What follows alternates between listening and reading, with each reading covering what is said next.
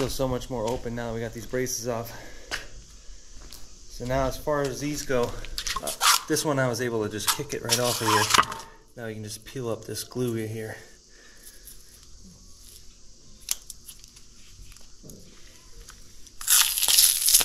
That's easy. But it was still strong enough to hold it. Man, that is really cool.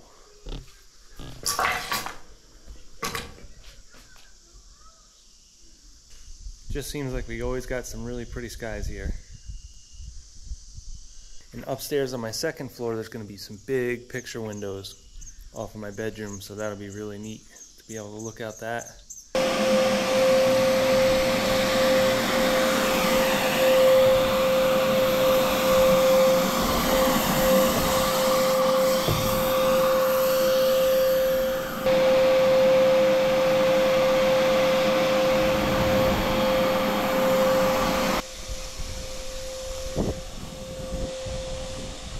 So it should go a little quicker than last time because we don't have to shore up anything in that room, and we don't have to shore up anything on the back patio here, because last time we had to set up the staging to support that.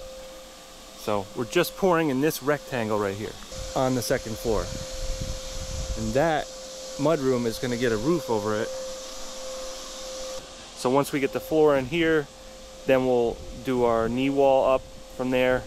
And on this side there's going to be a gable dormer, so that wall needs to be framed, and then I can put a beam pocket in it to support the ridge beam for this room right here. So it would be nice to have a roof over this soon, but we really need that wall up first.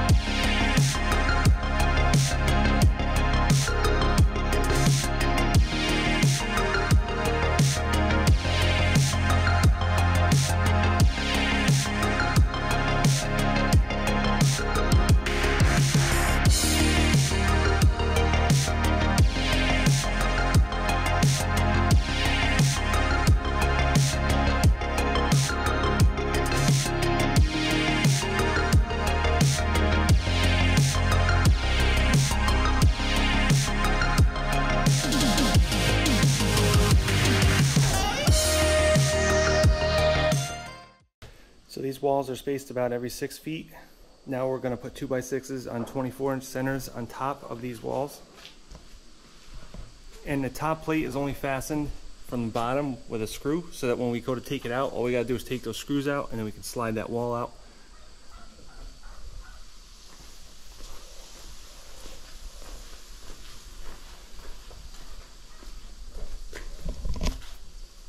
So those are our 2x6s, 12 feet. They're going to overlap in the middle by a few feet.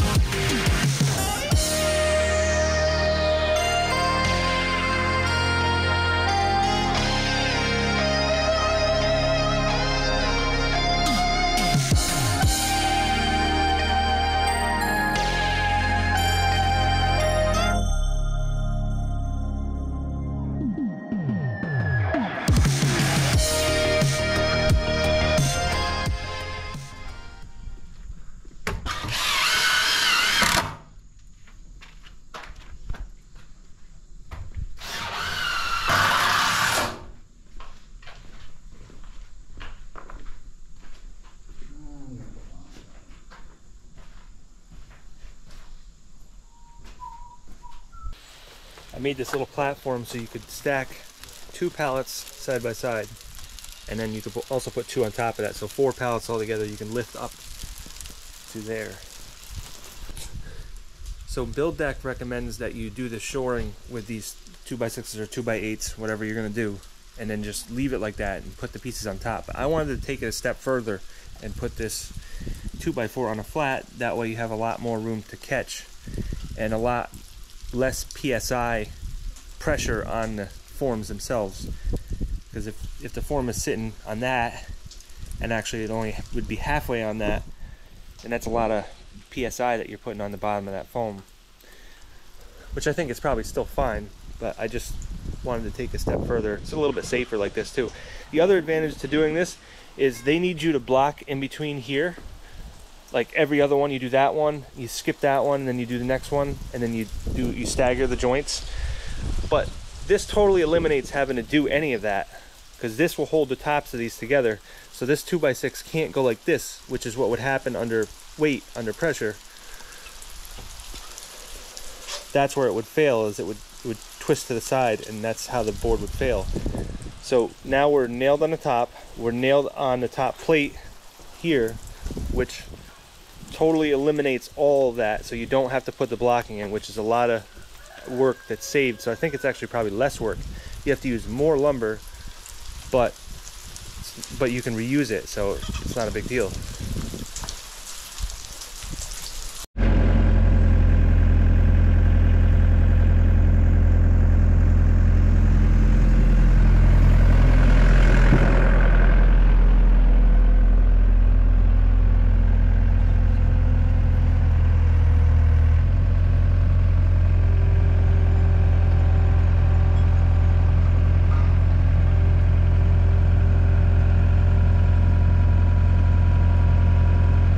Good.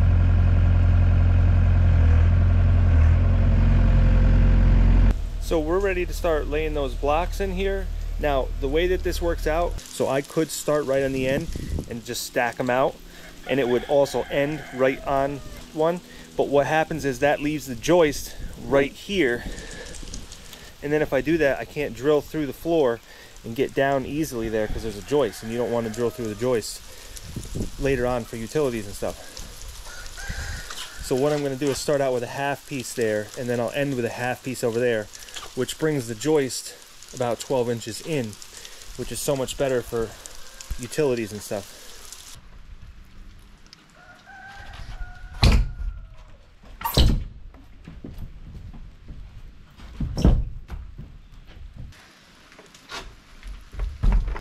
Hammer.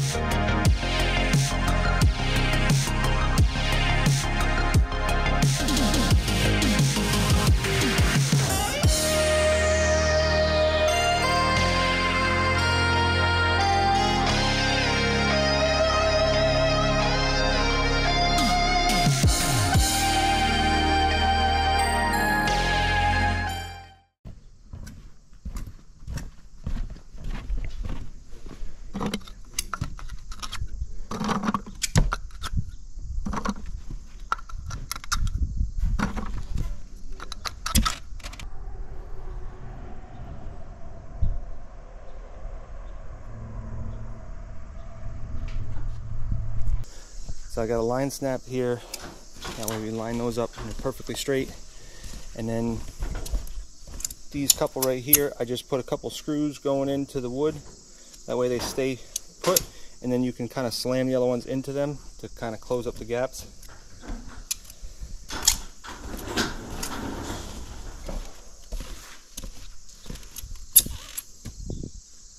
I may actually take more screws and put one in each one going down on this row. That way we can also slam them that way and they don't move.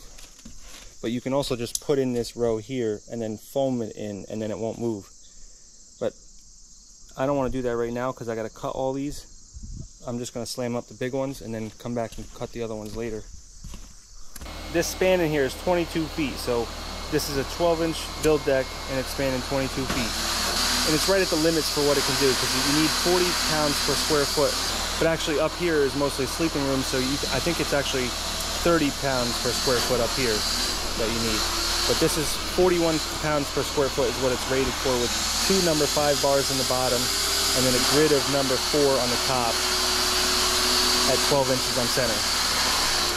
But you can do up to a 40-foot clear span with this system because you can add risers on top, just more pieces of foam to make a deeper joist, and some of them go up to like I think 2 feet deep or something like that, and then they're good for like 40 feet, 40-foot clear span.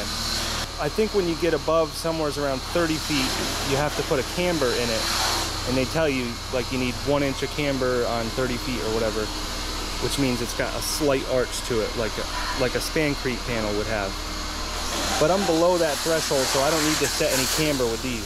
Now over there it's only going to be an 18-foot span because I'm going to have a beam going across there for the stairwell, so it's only going from there to there, not all the way over to there. So more than half the house has an 18-foot span, which I think I'm good for like 130 pounds per square foot with that. So most of the house can take that kind of weight.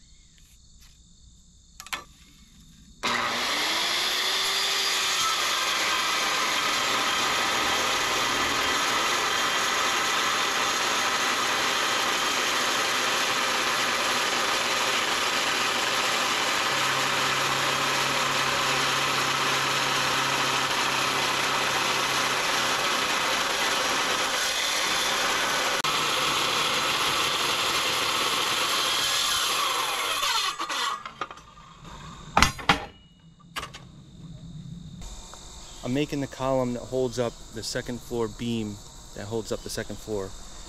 And I need plates for the top and the bottom. On the top, where it connects to the beam, I need a 3/4 inch plate that's 8 inches wide, 12 inches deep. And then I need another plate on the bottom, which I'm gonna grout in the bottom, so I'm only using a 1/4 inch plate. That's 12 by 12, 1/4 inch plate. And then I'll grout underneath of that. And I'll put threaded rod to level it up. So I'm gonna start with the 12 by 12 plate, and I'm gonna level it here with some shims, make sure it's all nice and level. And then I'll put my post on top, and then I'll plumb that up. And once everything is good, then I'll weld it together. That way it's nice and straight and square and plumb. And that way I know the plate is true and square to the end of the column, so it's not like tilted a little bit.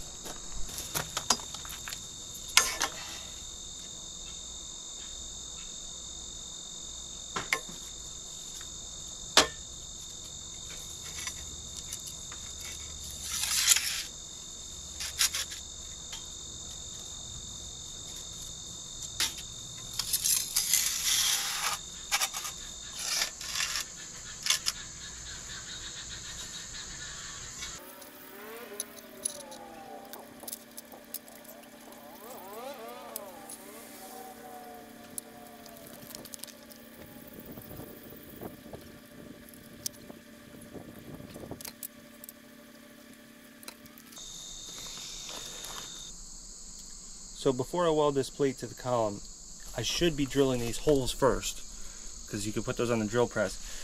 But I got a mag drill that I just ordered, and I got the bits already, but I didn't get the drill, so it should be in like tomorrow or something. So I'm not going to wait for it. I'm just going to weld everything together, and then I can put the mag drill on it afterwards. And there's plenty of room to be able to drill those afterwards. I just can't set it until I actually get the mag drill. But I want to get as much done as I can, because I'm kind of at a standstill until I get this done.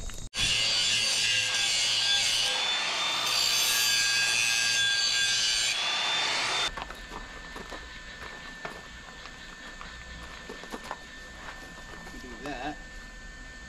Put that edge on the line.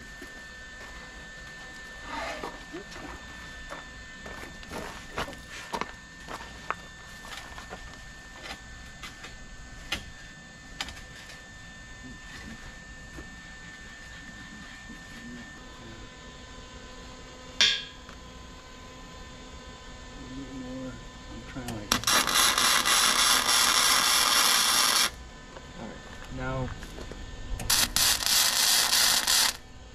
Everything?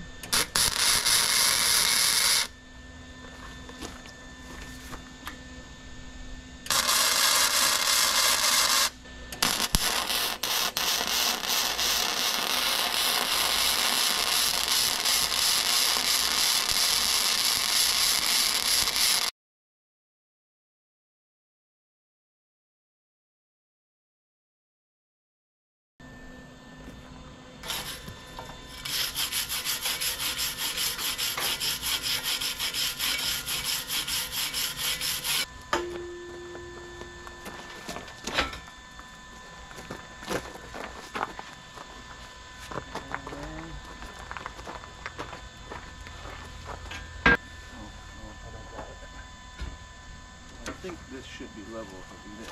I think you need to buy some new ones of those that aren't full of stuff.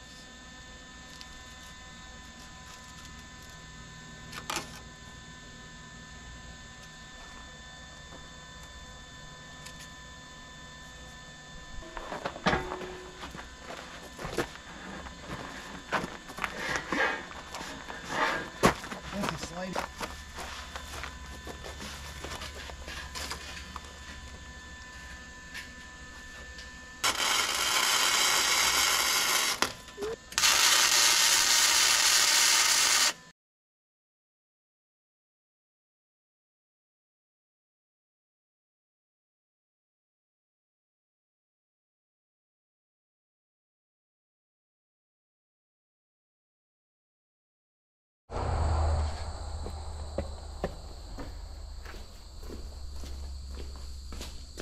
Alright, so I marked out the spot where I need to put this plate on the floor here.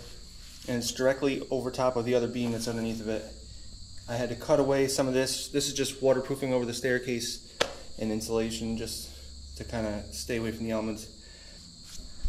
I'm going to offset these bolts a little bit more in than these ones, just because the edge of the concrete's right there and I want it as far as I can away from there. And I'll put a 5/8 inch threaded rod in there with some epoxy.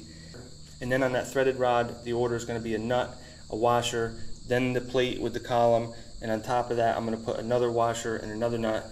And then I'm going to level the whole thing so it's perfect. And then I can grout underneath of it, just like I did on the first floor if you want to go back and watch that video.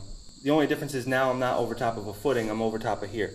But if you do the load calculations here, it seems like there's going to be a lot of weight here, but according to my calculations, at 100 pounds per square foot, which is about what it is between the live and dead load, I'm going to have 60 pounds per square foot for the dead load and then 40 pounds for the live load, which means I can put 40 pounds per square foot of furniture and people on there. So anyways, that's 100 pounds per square foot. So I'm only seeing 16,000 pounds on this beam right here. And then half of that's divided over there. So now I'm only looking at 8,000 pounds is the most weight that this will ever see. Which to some people might be a lot of weight, but that's nothing. This compressive strength of this concrete is 4,000 PSI. So I could literally put that much on 2 square inches here. And I got it spread out to 144 square inches.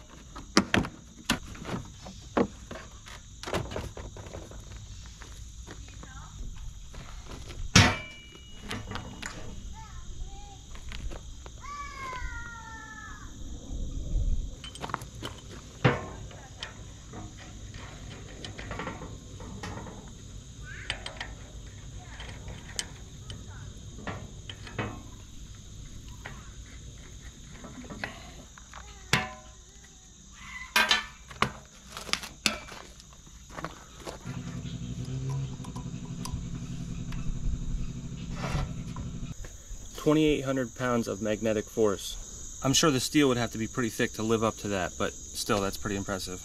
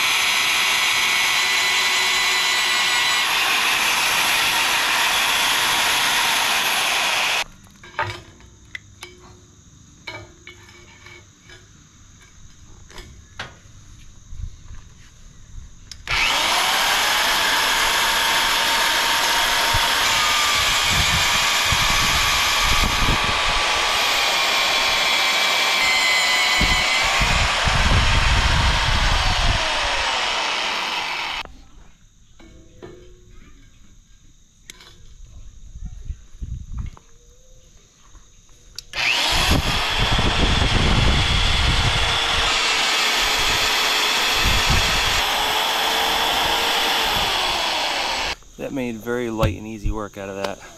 Those holes are 7/8 of an inch through 1/4 inch plate.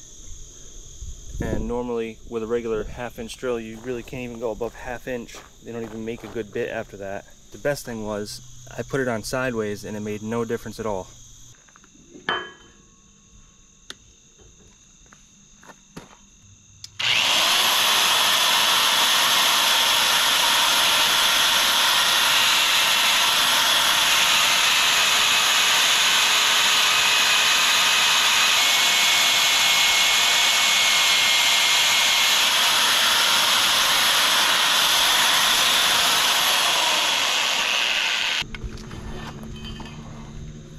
Cool.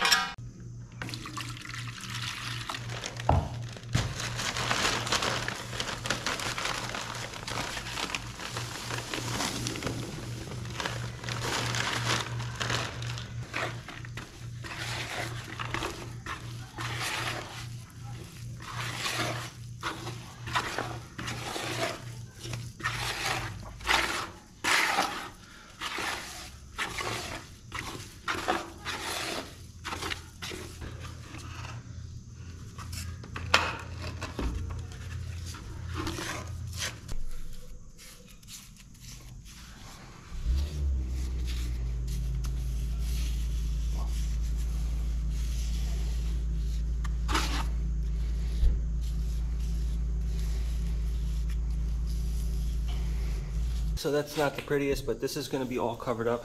There's going to be a wall there, kind of where it is right now, but a little bit further in. There's going to be another wall right here. So that's never going to be seen. So now I'm ready to cut and weld the shear studs to the beam that I'm going to put across here. And then I also need to do one from there to there. And once those two are on, then I need to connect them with another short beam right here. So while I'm getting this beam cut and welded up, I'm going to have the guys start on putting the outside pieces in to form up this floor. So you can see you need something on the outside to stop the concrete all along there.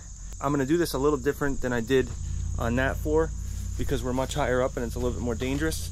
So what I'm going to do is not only come up the foot that I need for that form right there, but I'm also going to come up another 3 feet beyond that to act as a railing so that nobody falls off this. So it's going to be like a double purpose. So what I'm going to do is take 8-foot pieces of 2x4s and start them somewhere around there, and then they'll go all the way up. So they're like 4 feet down, 4 feet up, and then by the time everything's done, I'll have a 3-foot railing around there.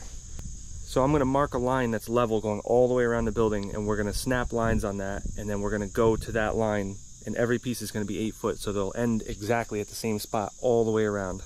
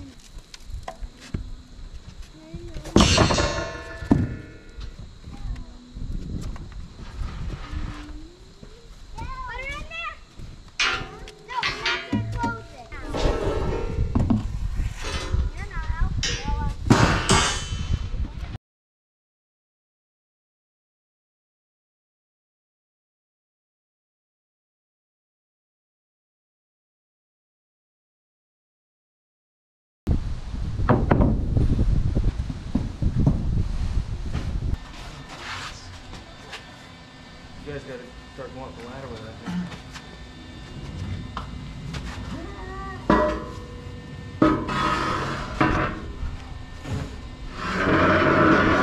All you. Ladder? Go up the ladder, okay. I mean, I got it, but it'd be easier if you helped me.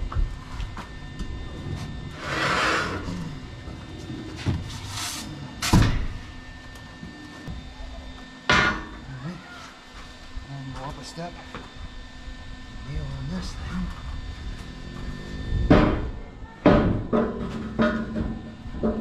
Fingers out. Let it go, yeah.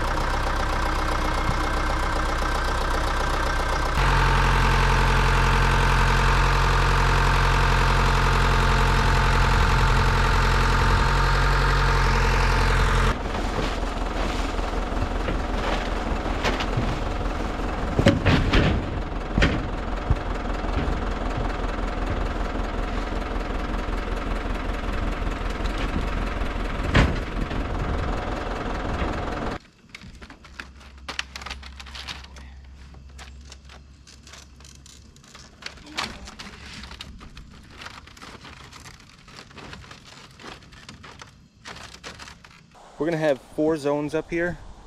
So this is gonna be the master bedroom. It comes out 20 feet and it's 12 feet wide.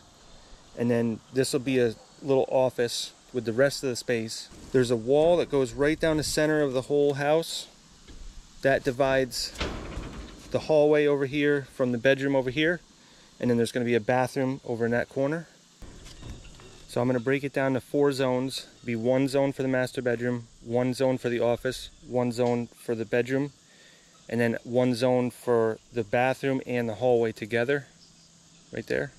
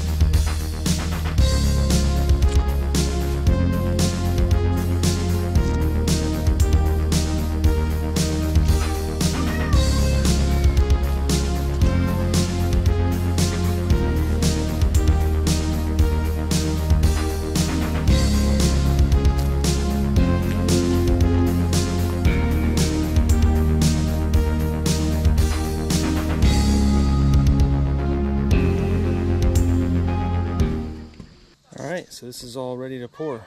We got concrete on the way tomorrow morning. So I'm just getting cleaned up around here, getting things prepared. So this spot right here is all 1 loop. That's the hallway in the bathroom. That's another loop there. That's the master bedroom. And then another loop there. That's the office / future bedroom. Then this is another bedroom, so that's another loop. So we got 4 zones all together. And each zone only has 1 loop, so it's nice and easy. It's a lot of work putting this all together.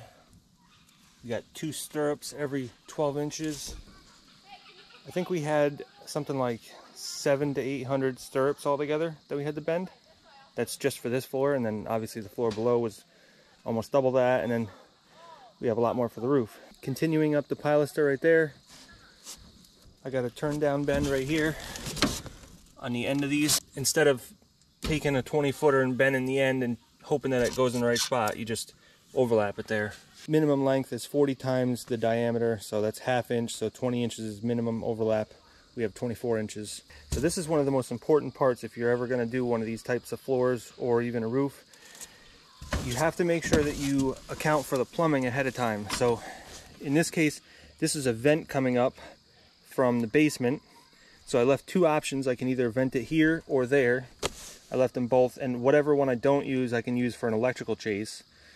That way it's an easy access, and all I have to do is channel out foam. I'm not drilling any concrete. So it really doesn't matter which one I go up. I just wanted to leave some options, and I also wanted to leave another spot for electrical to go up through.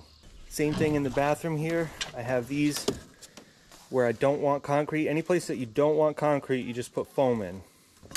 So I got these big foam blocks. So basically this is going to be a tub here. It's going to have a little 8-inch ledge on the side of it. So that's why it's spaced off the wall a little bit more than normal. And so I left a nice amount of room in here. Once the concrete is poured, there will be no concrete anywhere in here. So that allows me to get my trap underneath and then bring it down and around this way and then down through that way, because there's going to be a utility wall right here, but there's really not enough room to go over underneath the joist. So I wanted to be able to bring the 2-inch PVC pipe around here, over here, and then in through here, and then down, which there's plenty of depth to do that. I got almost 12 inches. And the reason I can't go straight down right there is because that is going to be the entrance to going upstairs. So the utility wall ends like here. So I need to get it over into there. Then I can go downward with it. And then I got my toilet right there. This is about 5 1/4 diameter here. So that leaves a perfect little spot to put a toilet flange. And then I need to vent it right here. So then my vanity is right here, and I left this because the wall is going to be right here along this whole thing, right on the edge. So I'm leaving this so that there's no concrete right underneath this part of the wall. And then the concrete gets filled in here, so the wall will bridge that. But this is for the vanity. I'm going to put a 4-foot vanity right here, and then this allows me to go down with the pipe as well as up for the vent. And then there's going to be a wall right here for the end of the bathroom. So then I'm going to have a washer and dryer, probably going to be a stackable one just because it takes up a lot less room. It's actually going to be a ventless design, so I don't need to worry about running a duct out. They've had those out for a few years now. I'm going to go ahead and get one. That way I don't create unnecessary negative pressure in the house by having a vented dryer. So the ventless design is nice, and they make them in a stackable version, so that's what I'm going to get. So this is the hallway here, and this will be a washer and dryer right here. And then a lot of these pipes here for the heating go through here. So like I said, there's going to be a wall going down the center of this whole house, exactly in the center. So that's why I left it. I left the pipes short of that. You can actually see that's the wall right there. So I tried to leave it. There's a few pipes that cross it, but not too many. So right there is going to be a closet, so I didn't bother putting any heat there. And then the rest is pretty self-explanatory. There's going to be another wall right here, so I didn't put anything right here. The hallway is going to be almost 5 feet wide, and then going this way, that's like 12 feet. So I just got all the pipes going down. I just stuck a 4-inch piece of PVC down there, put them all in that, and then foamed it all in. I got my 1-inch foam on the outside, and then once I take away the forms, there'll be 1.5 inches left to fill in. So what I'm going to do is spray foam that all and then cut it flush when I'm done. That way I get that extra 1.5 inches of foam plus the 1 inch. We got our guardrails around the whole thing. That way nobody can make a mistake and fall. It also makes it more productive because you're not worried about falling, so you can work faster. You don't have to pay attention as much. And what's nice about that is it acts as a form too on the bottom, so it's doing 2 things at once. And to be honest with you, I'll probably leave that there even when I'm doing the next set of walls. This works perfect. It'll actually brace those walls. So we're going to have a pump truck come in and do this. The last floor we didn't need to because we were able to just barely reach with just the concrete truck. And then I used the crane with the concrete bucket for the deck out back. But this time I'm not bothering with any of that. I just want to pour this, let's get it done.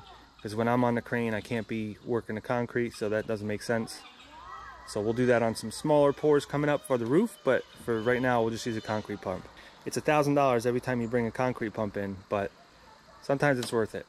This right here was a nice way to come up with a scaffolding to walk on, so you can finish the sides, as well as it's bracing up this whole thing.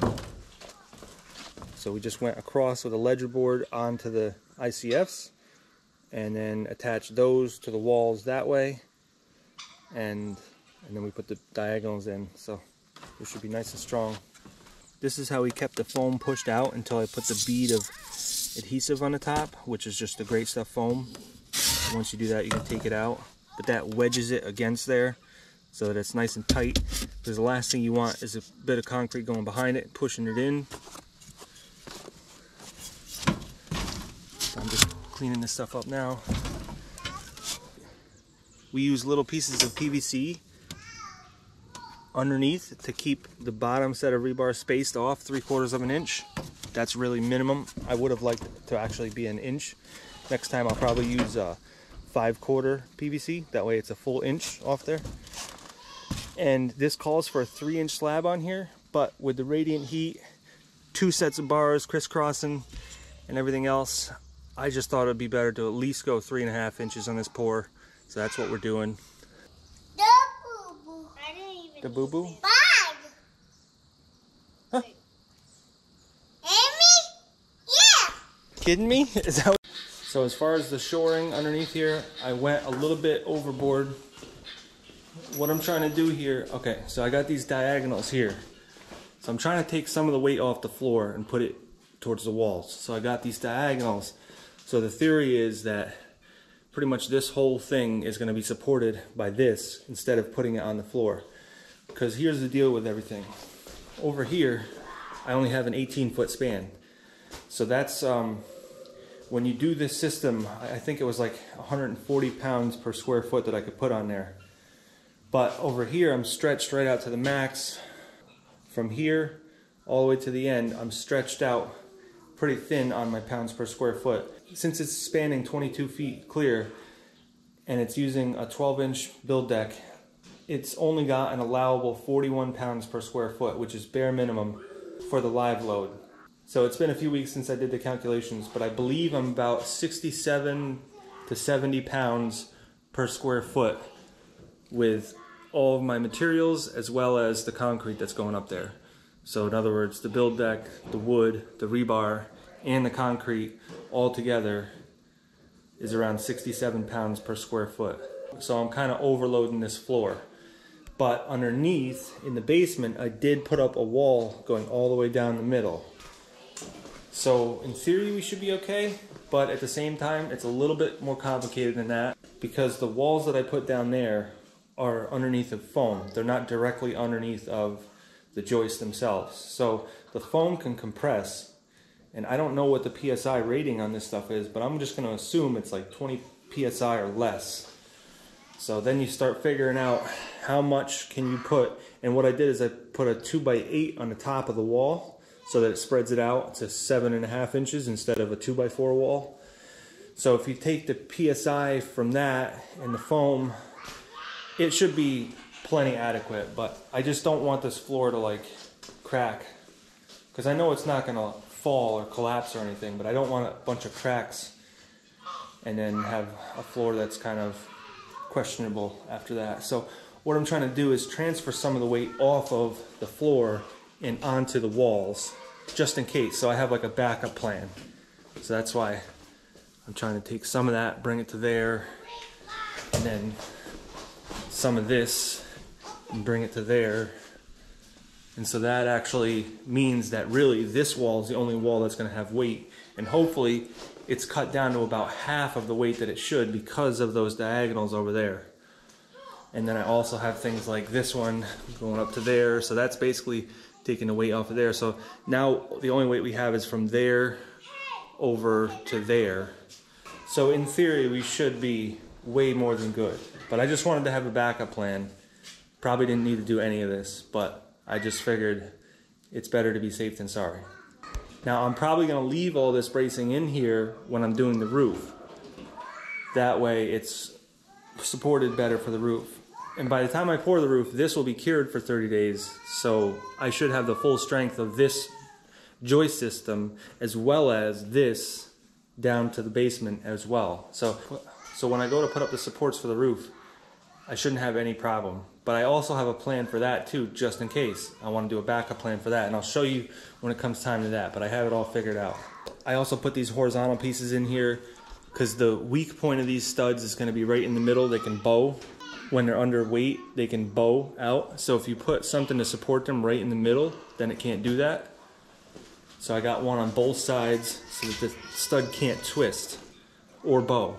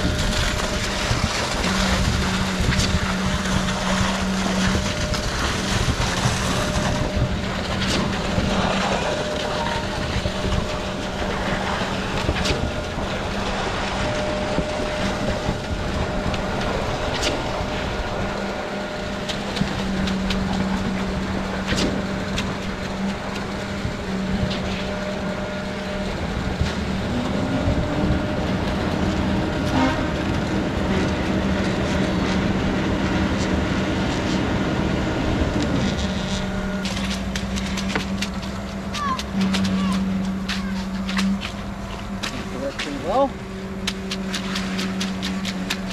What, doing that? yeah. Yeah.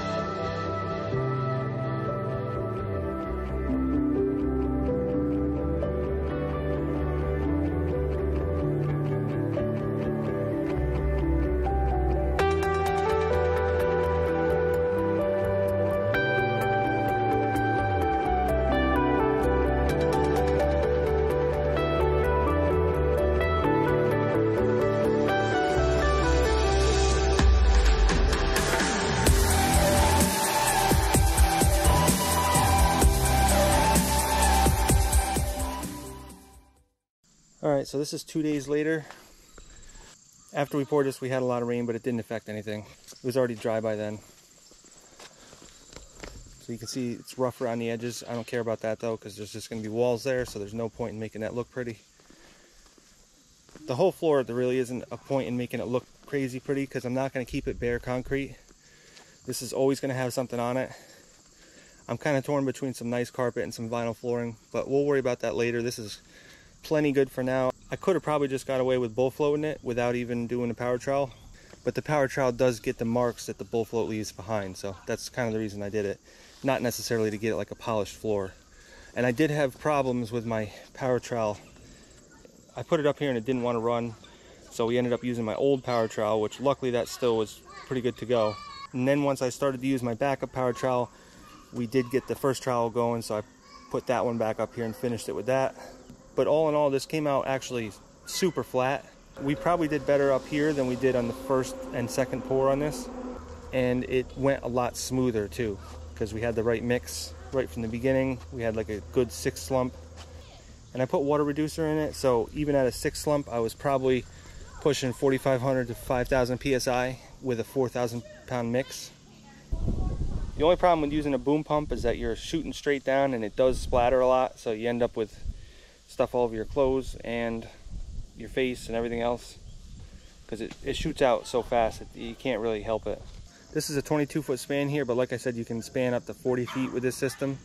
I wouldn't say it's totally necessary to do what I'm doing with the floors. If you just did the first floor with the concrete floor, then you could have the basement as like a safe spot, like for disasters and stuff.